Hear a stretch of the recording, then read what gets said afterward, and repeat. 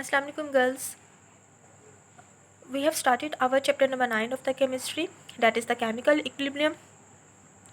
In our previous lecture, we have read about the reversible and irreversible reaction, and today we will discuss the topic, that is the chemical characteristic of the dynamic equilibrium. Okay, before going to the topic, first we will recapitalize the previous lesson. We have read that there are the two type of the chemical reaction. The first is called as the reversible reaction and second one is called as the irreversible reaction. Irreversible reactions are those reaction in which the reactants are combined together to form the product, but product never decompose to form the reactant again. ठीक है, ये one sided reaction होता है और ऐसे reactions को हम लोग कंप्लीट रिएक्शन भी बोलते हैं. जैसे कि burning process, it is a complete reaction जिसमें ऐश दोबारा से पेपर नहीं बनाता, तो ये एक कंप्लीट रिएक्शन है. It is a irreversible reaction. जैसे कि रस्टिंग ऑफ आयरन, आयरन को जब रस्ट लग जाता है तो हम उसको दोबारा से आयरन में कन्वर्ट नहीं कर सकते, ये रिवर्स रिएक्शन नहीं लेके आ सकते. सो this is a complete reaction. ठीक है, इसी तरह से जो दूसरा रिएक्शन था, that is the reversible reaction. Reversible reaction में नेम्स रिप्रेजेंट है कि ये टू साइडेड रिएक्शन होता है. ठीक है, हमने पढ़ा था कि भी रिएक्शन के हमेशा दो हिस्से होते हैं, एक को हम लोग रिएक्टेंट बोलते हैं, दूसरे को हम लोग क्या बोलते हैं, प्रोडक्ट. रिएक्टेंट हमेशा हमारी लेफ़्ट साइड पे होता है, प्रोडक्ट हमारी राइट साइड पे होते हैं. तो रिवर्सिबल रिएक्शन में दो रिएक्शन होते हैं जिसमें रिएक्टेंट मिलके प्रोडक्ट बनाते हैं और प्रोडक्ट डिकम्पोज होकर क्या बना देते हैं, रिएक्टेंट. यानी कि इसमें फॉर्मेशन रिएक्शन भी होता है. फॉर्मेशन का मतलब बनाना, यानी कि दो से ज़्यादा रिएक्टेंट आपस में कंबाइन होते हैं टू फॉर्म द प्रोडक्ट. और इसमें डिकम्पोजिशन रिएक्शन भी हो रहा होता है. डिकम्पोजिशन का क्या मतलब होता है, ब्रेक होना. यानी कि जिसमें प्रोडक्ट अपने आप को डिकम्पोज करके ब्रेक करके दोबारा से क्या बना देते हैं, रिएक्टेंट. अब यहाँ पे ये दो रिएक्शन है, रिएक्टेंट मिलके प्रोडक्ट बना रहे हैं, प्रोडक्ट मिलके रिएक्टेंट बना रहे हैं. टू साइडेड रिएक्शन है, इसलिए हम लोग बोलते हैं इनको जो रिएक्टेंट मिलके प्रोडक्ट बनाते हैं, this is called as the forward reaction. और जो प्रोडक्ट मिलके रिएक्टेंट बनाते हैं, this is called as the reverse reaction. ठीक है, और हमने फिर ये भी पढ़ा था कि रिवर्सिबल रिएक्शन को हम लोग डबल एरो से रिप्रेजेंट करते हैं, टू साइडेड एरो से. ठीक है, कैसे, फॉर एग्जांपल अगर हम एग्जांपल ले लेते हैं, hydrogen and iodine. Hydrogen and iodine are combined together to form the hydrogen iodide, and after some time that hydrogen iodide again decompose to form the reactant. तो इसलिए चूँकि इसमें दोनों साइडेड रिएक्शन और होता है, हम इसको डबल एरो से रिप्रेजेंट करते हैं. This is the example of the reversible reaction. ठीक है, अगर हम इसी रिएक्शन को अपने जहन में रखें तो हम लोग फॉरवर्ड और रिवर्स रिएक्शन की करैक्टरिस्टिक्स को डिस्क्राइब कर सकते हैं. कैसे, फॉरवर्ड रिएक्शन का क्या मतलब है, जिसमें रिएक्टेंट हमेशा रिएक्टेंट मिलके क्या बनाएंगे, प्रोडक्ट. ठीक है, एक तो ये इसकी करैक्टरिस्टिक हो गई. Number 2, it always move from left to right. ठीक है, it always from left to right, ये हमेशा लेफ़्ट से राइट की तरफ चलता है. ठीक है, और इनिशियली इसकी स्पीड बहुत ज़्यादा होती है. इनिशियली स्पीड क्यों ज़्यादा होती है, क्योंकि जो रिएक्शन का रेट है, रिएक्शन की जो स्पीड है, that depends the amount of the substance. जब हमने ये रिएक्शन जब हमने स्टार्ट करना है, एट द स्टार्ट हमारे पास सिर्फ रिएक्टेंट है, प्रोडक्ट नहीं होता. तो फॉरवर्ड रिएक्शन क्यों होता है, क्योंकि हमारे पास रिएक्टेंट ज़्यादा है, इसलिए ये रिएक्टेंट आपस में मिलकर क्या बना देते हैं, प्रोडक्ट. सो जहाँ पे कंसनट्रेशन ज़्यादा होगी वो वाला रिएक्शन स्टार्ट हो जाएगा. शुरू में सिर्फ रिएक्टेंट ज़्यादा थे, प्रोडक्ट नहीं थे, इसलिए स्टार्ट में हमारे पास कौन सा रिएक्शन होगा, फॉरवर्ड रिएक्शन. समझ आ गई है. तो इनिशियल स्टेट पे हमारे पास सिर्फ कौन सा रिएक्शन होता है, forward. But with the passage of time, जैसे जैसे ये फॉरवर्ड रिएक्शन होता जाता है, फॉरवर्ड रिएक्शन होने का मतलब है कि रिएक्टेंट यूज़ होते जा रहे हैं, कंज्यूम होते जा रहे हैं, वो कंज्यूम होके क्या बना देते हैं, प्रोडक्ट बनाए जा रहे हैं. ठीक है, तो with the passage of time इनकी क्वांटिटी क्या हो जाएगी, कम हो जाएगी. तो आहिस्ता आहिस्ता इसकी स्पीड भी क्या होती जाएगी, कम होती जाएगी. जितनी ज़्यादा क्वांटिटी होगी उतनी ज़्यादा रिएक्शन की स्पीड होगी, जितनी कम क्वांटिटी होगी उतनी कम रिएक्शन की स्पीड होगी. ठीक है, तो ग्रेजुअली आहिस्ता आहिस्ता इसकी स्पीड क्या होती जाती है, वो डिक्रीज़ करती जाती है. ठीक है, इसी बेस पे अगर हम लोग रिवर्स रिएक्शन की करैक्टरिस्टिक्स देखें तो रिवर्स में क्या होता है कि इसमें क्या था कि रिएक्टर मिलके प्रोडक्ट बनाते हैं, इसमें रिवर्स का मतलब इसका उलट है. तो इसमें क्या होगा, प्रोडक्ट मिलके क्या बनाएंगे, रिएक्टेंट. ठीक है, ये हमारे पास लेफ़्ट टू राइट होता है, लेफ़्ट टू राइट, और ये हमारे पास क्या होगा, राइट टू लेफ़्ट, ये हमारे पास राइट टू लेफ़्ट होता है।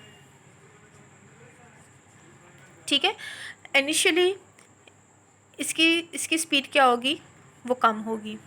ठीक है, उसकी स्पीड क्या होगी, लेस होगी, लेकिन इसकी स्पीड ग्रेजुअली आहिस्ता आहिस्ता उसकी स्पीड क्या होती जाएगी, इंक्रीज़ करती जाएगी। क्यों? क्योंकि ग्रेजुअली प्रोडक्ट की अमाउंट ज़्यादा होती जाएगी, इसलिए हमारे पास रिवर्स एक्शन भी स्टार्ट हो जाएगा।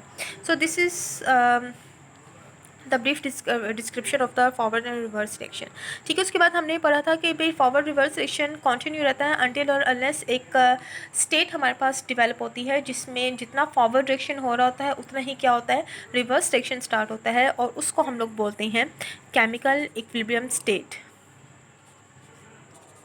ठीक है, और फिर मैंने पढ़ा था कि केमिकल इक्विलिब्रियम दो तरह का होता है। Number first is called as the static, number two is called as dynamic. ठीक है, और स्टैटिक में क्या हमने पढ़ा था कि ये ऐसा बैलेंस है चीज़ों का जिसमें जो हमें फिज़िकली नज़र आ रहा होता है, जैसे कि बुक ऑन द टेबल, वो बुक जो है वो up and down left right move नहीं करती, वो सिर्फ बैलेंस कंडीशन में पड़ी हुई है और उसमें कोई मूवमेंट भी नहीं है, तो वो स्टेशनरी है, वो एट रेस्ट है। ऐसे इक्विलिब्रियम को हम लोग क्या बोलेंगे, स्टैटिक। लेकिन अगर कोई भी प्रोसेस जो है वो इक्विलिब्रियम स्टेट में है, यानी कि वो बैलेंस है लेकिन वो मूवमेंट भी कर रहा है, उसमें मूवमेंट भी है, तो ऐसे इक्विलिब्रियम स्टेट को हम लोग डायनेमिक इक्विलिब्रियम स्टेट बोलते हैं।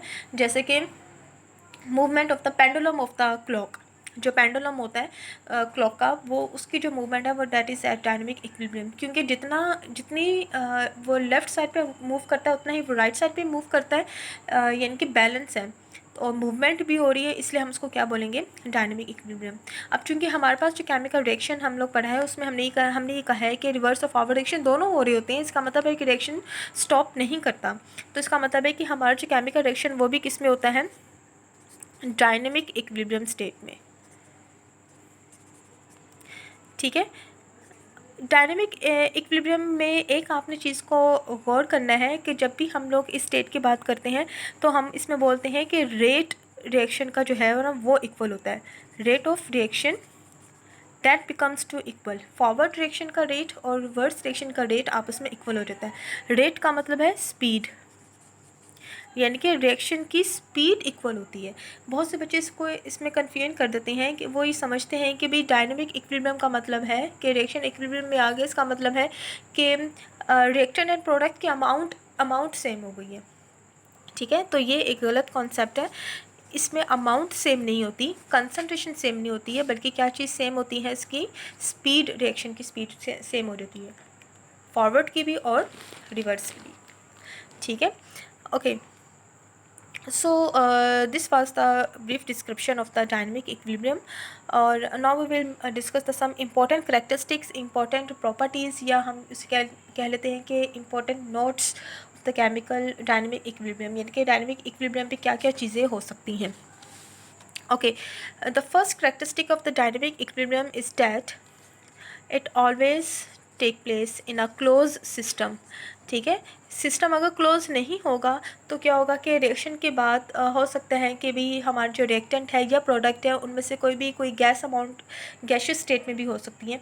तो गैसेस आपको पता है कि भी अगर ऊपर ढक्कन खुला हुआ होगा तो वो गैस जो है वो तो एयर में शामिल हो जाती है, वो तो उस कंटेनर के अंदर नहीं ना इनक्लोज करके हम उसको रख सकते। ठीक है, तो अगर वो गैस निकल जाएगी तो इसका मतलब है कि एक कंपोनेंट रिएक्शन करने का एक कंपोनेंट निकल गया। जैसे हमने एक प्रीवियस एग्जांपल पढ़ी थी कि कैल्शियम ऑक्साइड है एंड कार्बन डाइऑक्साइड है, they are combined together to form the calcium carbonate. ठीक है, और ये चूँकि रिवर्सिबल रिएक्शन है, यानी कि कैल्शियम ऑक्साइड कार्बन डाइऑक्साइड मिलकर ये बना देते हैं और कैल्शियम कार्बोनेट दोबारा से मिलकर क्या बना देते हैं, रिएक्टेंट। ठीक है, जब ये फॉरवर्ड रिएक्शन हो गया, ठीक है, कैल्शियम ऑक्साइड और कार्बन डाइऑक्साइड को हमने आपस में रिएक्ट करवा के कैल्शियम कार्बोनेट बना दिया है। ठीक है, लेकिन जब ये रिवर्स रिएक्शन होगा और उसमें अगेन ये दो इंग्रेडिएंट्स मिलेंगे और अब यानी कि ये दो चीज़ें बनेगी, क्योंकि ये तो हमारे पास सॉलिड फॉर्म में प्रेजेंट होगा, लेकिन ये जो है ये हमारे पास गैस में होती है, और गैस अगर सिस्टम ऊपर से ढक्कन नहीं होगा तो ये गैस निकल जाएगी। जब गैस निकल जाएगी इसका मतलब है कि ये सारी की सारी कार्बन डाइऑक्साइड यहाँ से ख़त्म हो गई। जब ये ख़त्म हो गई बाकी पीछे क्या रह गया, खाली कैल्शियम ऑक्साइड। कैल्शियम ऑक्साइड अकेला किसके साथ रिएक्शन करे, कोई रिएक्शन नहीं कर सकेगा, इसका मतलब वो रिएक्शन भी क्या हो जाएगा, ख़त्म हो जाएगा। वो फिर इस वक्त रिएक्शन जो है वो रिवर्सेबल रिएक्शन नहीं बन सकेगा, ठीक है, क्योंकि हमने भी पढ़ा था कि रिवर्सेबल रिएक्शन जो है वो कंप्लीट नहीं होते हैं, ठीक है, वो प्रोसेस कंटिन्यू रहते हैं, इसलिए तो हमने डायनेमिक का वर्ड इस्तेमाल किया था इसके लिए। तो इसका मतलब यहाँ पे फिर डायनेमिक इक्विलिब्रियम भी इस्टेब्लिश नहीं हो सकता। तो डायनेमिक इक्विलिब्रियम हमेशा तब इस्टेब्लिश होगा जब आपका जो रिएक्शन है वो किस में होगा, क्लोज सिस्टम में होगा, ठीक है। नंबर सेकेंड, वही बात, चूँकि डायनेमिक का क्या मतलब होता है, movement, so they never stop. Dynamic equilibrium पे रिएक्शन हम ये नहीं कहेंगे क्योंकि अब इक्विलिब्रियम आ गया, बैलेंस हो गया तो स्टॉप हो जाएगा, नो, स्टॉप नहीं होगा, बल्कि फॉरवर्ड और रिवर्स सेक्शन दोनों कंटिन्यू रहेंगे, left to right and right to left, until और अनलेस के भी हम उस सिस्टम में से रिएक्टेंट और प्रोडक्ट की कोई अमाउंट विदड्रॉ ना करें या उसमें ऐड ना करें, ठीक हो गया। नंबर थर्ड, जब किसी भी सिस्टम पे डायनेमिक इक्विलिब्रियम स्टेट इस्टेब्लिश हो जाती है तो उसकी जो कंसंट्रेशन है रिएक्टेंट एंड प्रोडक्ट की वो सेम रहती है,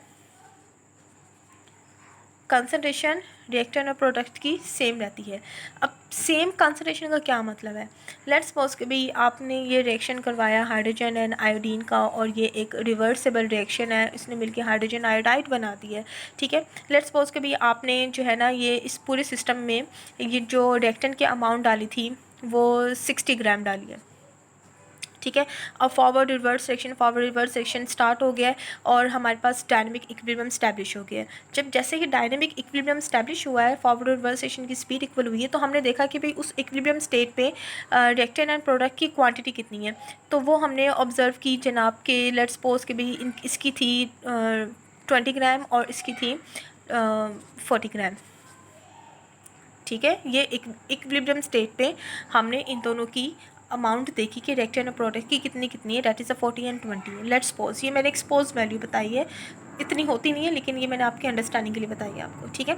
अच्छा जी, अब लेट्स सपोज कि भाई आपने क्या किया कि भाई और इस पूरे सिस्टम का जो हमने टेम्परेचर रखा था 25 डिग्री सेल्सियस था और जो हमने प्रेशर रखा था डेट इज़ द 180 m, यानी कि हमने स्टैंडर्ड टेम्परेचर प्रेशर को मेंटेन किया हुआ है।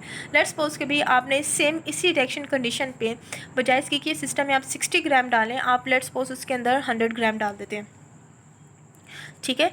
तो दोबारा से डेफिनेटली अब चूँकि रिएक्टेंट और प्रोडक्ट की क्वांटिटी अब जो डिफरेंट है तो दोबारा से रिएक्शन की स्पीड डिफरेंट हो जाएगी। तो रिएक्टेंट मिलकर प्रोडक्ट बना रहे हैं, प्रोडक्ट मिलकर रिएक्टेंट बना रहे हैं। अब इस स्पीड के साथ जो रिएक्शन की इक्विलिब्रियम स्टेट इस्टेब्लिश होगी, लेट्स सपोज कि भी इसमें इक्विलिब्रियम स्टेट पे इसकी 60 थी और इसकी 40 है। अब यहाँ पे देखें कि भाई अगर आपकी रिएक्शन कंडीशन सेम है, ठीक है, तो इक्विलिब्रियम स्टेट में रिएक्टेंट और प्रोडक्ट की अमाउंट में कितने का डिफरेंस है इनके दरमियान है, डेट इज़ 20 का डिफरेंस है, ठीक है। इसी तरह से आप इसमें देखें कि वही रिएक्शन कंडीशन है, अमाउंट बेशक चेंज हो गई है लेकिन इनके दरमियान डिफरेंस कितने का है, अगेन 20 का।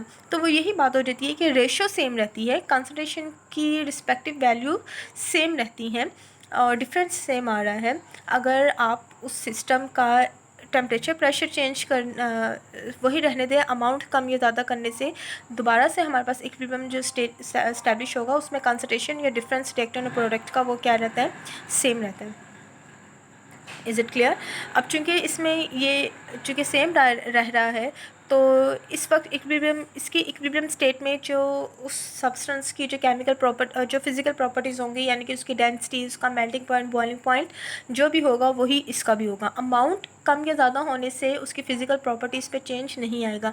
बिल्कुल ऐसे ही जैसे कि अगर आप एक गिलास पानी को उबालेंगे तो वो 100 डिग्री सेल्सियस पे बॉयल करता है और अगर आप 1 गैलन वाटर को बॉयल करेंगे वो भी किस में बॉयल करेगा, 100 डिग्री सेल्सियस पे, ठीक है। तो वो यही बात है कि इक्विलिब्रियम स्टेट डिफरेंट अमाउंट के साथ आने के बावजूद कंसंट्रेशन उनकी properties, physical properties that is remains the same, वो चेंज नहीं होती है, ठीक हो गया। Okay, number third characteristic that is कि चूँकि ये इक्विलिब्रियम जो डायनेमिक इक्विलिब्रियम है ये left to right to left दोनों चूँकि रेट ऑफ रिएक्शन सेम हो जाते हैं ना, तो हम उस रिएक्शंस को लेफ़्ट टू राइट भी डिस्क्राइब कर सकते हैं और राइट टू लेफ़्ट भी। क्यों? क्योंकि दोनों तरफ में रिएक्शन की स्पीड क्या है, इक्वल है, इसलिए हम इसको किसी भी साइड से डिस्क्राइब कर सकते हैं। यानी कि ये वाला जो रिएक्शन है मेरा, मैं इसको अगर मैंने ये लिखा ना hydrogen iodide combined to form hydrogen iodide, तो मैं इसको ऐसे भी लिख सकती हूँ कि hydrogen iodide are combined together to form hydrogen and iodine. ये रिएक्शन सेम है क्योंकि ये दोनों मिलकर ये बना रहे हैं, ये दोनों मिलकर ये बना रहे हैं। ये भी यही चीज़ इंडिकेट कर रहा है, ये डिकम्पोज होकर ये बना रहा है, ये दोबारा से फॉर्म करके ये चीज़ बना रही है। ठीक है, हम इसको किसी भी साइड से डिस्क्राइब कर सकते हैं। Okay, and the last one that कि हम अगर आपने किसी भी, जैसे मैंने ये आपको एग्जांपल दी थी कि भाई ये इक्विलिब्रियम स्टेट इस्टेब्लिश हुआ है, ठीक है, लेकिन इसके लिए मैंने क्या किया है, रिएक्शन कंडीशन मैंने 25 और 180 ही रखी है, और इस वक्त जो इक्विलिब्रियम स्टैब्लिश हुआ था इसमें इन दोनों के बीच डिफरेंस 20 है। बाद में मैंने जब अमाउंट चेंज की है रिएक्टेंट की, तो फिर भी जब इक्विलिब्रियम स्टेट इस्टेब्लिश हुआ है तब भी इनके दरमियान अमाउंट का डिफरेंस कितना है, 20 ही। लेकिन ये सिर्फ तभी मुमकिन है जब आपकी रिएक्शन कंडीशन सेम है। अगर आप टेम्परेचर प्रेशर को चेंज कर देंगे ना, तो ये इनके दरमियान डिफरेंस भी चेंज हो जाएगा। इसका मतलब है कि जो डायनेमिक इक्विलिब्रियम है वो आप बेशक अमाउंट कम ज़्यादा करेंगे, लेकिन जब डायनेमिक इक्विलिब्रियम आएगा तो उनके दरमियान जो दोनों के दरमियान जो रेलेवेंट अमाउंट है वो सेम रहेगी, अनटिल और अनलेस इनकी रिएक्शन कंडीशन या इनका टेम्परेचर और प्रेशर क्या है वो सेम रहे। Is it clear? ठीक है, so this is the some different characteristics of the dynamic equilibrium. Okay, thank you.